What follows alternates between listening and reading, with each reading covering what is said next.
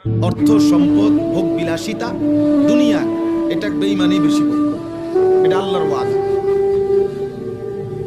ওয়াদারনি ওয়াল মুকাদ্দিবিনা উলিন নি'মাতি ওয়া মাহহিলহুম কালিলা।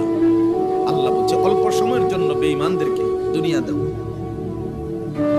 আল্লাহ কোরআনে বলছে দারহুম ইয়াকুলু ওয়া ইয়াতামাত্তাউ। আল্লাহ বলছে বেঈমানদেরকে ছেড়ে দাও দুনিয়া, ওরা খাক, দুনিয়া ভোগ করুক।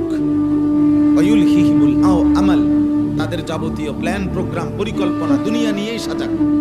বাড়ি হবে, গাড়ি হবে, নারী হবে, সম্পদ হবে, চাকরি হবে, ব্যবসা হবে, মেল হবে, ফ্যাক্টরি হবে, ওয়াল হবে, সাদ হবে, বিল্ডিং হবে, দালান হবে, খালাস। ওদেরকে এই নিয়ে থাকতে দাও। ফাসাউফা ইয়ালামুন, চিরেই তারা জানতে পারবে।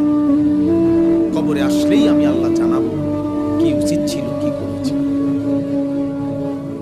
আমি আল্লাহই বলে দেব। এখন আপাতত ওদেরকে দুনিয়া ভোগ করতে দাও।